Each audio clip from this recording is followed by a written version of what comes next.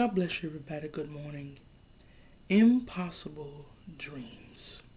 Our devotional text comes out of the book of Proverbs, chapter 23, verse 18. And the word of the Lord tells us, "For surely there is an end, and thine expectation shall not be cut off." That was from the King James Version of the Bible. The Common English Bible says like this, and the word of the Lord tells us, "Then you will have a future, and your hope won't be cut off." Wow. The Message Bible says, "Soak yourself in the fear of God." In fact, let me read verse 17 and 18 from the Message Bible. The word of the Lord tells us, "Don't for a minute envy careless rebels. Soak yourself in the fear of God. That's where your future lies. Then you won't be left with an armload of nothing." That was the Message Bible. The New Living Translation says, "You will be rewarded for this. Your hope will not be disappointed." And the New Revised Standard Version says, the word of the Lord tells us, "Surely there is a future, and your hope will not be cut off." Let's connect that to Jeremiah 29:11. And the word of the Lord tells us, "For I know the plans I have for you, says the Lord. They are plans for good and not for disaster, to give you a future and a hope." That was the New Living Translation. The New Revised Standard Version says, "For surely I know the plans I have for you, says the Lord, plans for your welfare and not for harm, to give you a future with a hope." And I want to encourage somebody on this morning, be careful and mindful of who you are telling your dreams to.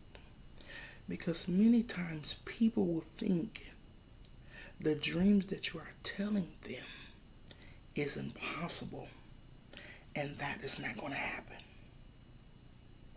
And we know that according to the word of the Lord, that there is a hope for us.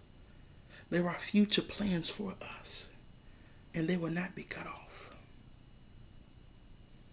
The thing is that you cannot cut off what God put together. Do people doubt your dreams? I'm not talking about the ones that you have when you are asleep, but the one when you open your eyes. Dreams like wanting, to be a missionary, or, doing what you like. And the thing is that serving in different areas of ministry, being a part of the ministry, being what God has called you to be. You can have dreams, but you don't need to tell everybody your dreams. Because what may be impossible for people is possible for God. Because all things are possible for them that believe. So with God, all things are possible. But the thing is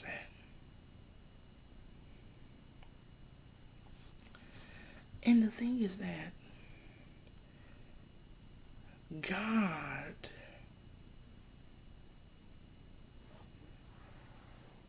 we know that according to what this devotion is saying, what the author says in this devotion, that we forget that impossible is one of God's favorite words, and how God dreams impossible dreams.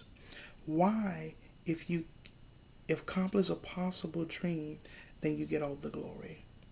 But if you accomplish an impossible dream, God gets the glory. Which means that to people it may be impossible. Or people may say, oh, that's impossible. God deserves all the glory. God should get all the glory. Because we know that God exists and God still works in the lives of people. And that's where the dream begins. With all that we have gone through or been through, we have to follow God's dream, because God's dreams are bigger, better, and shocking.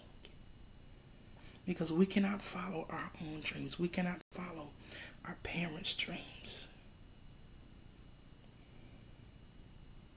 But the thing is, keep talking to those who God has placed in your life. Keep talking to God about your dreams and your goals. You got to be patient and you got to persevere.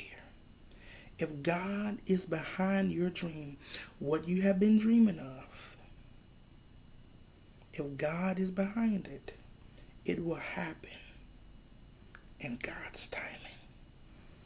And we know that God always has something bigger and better.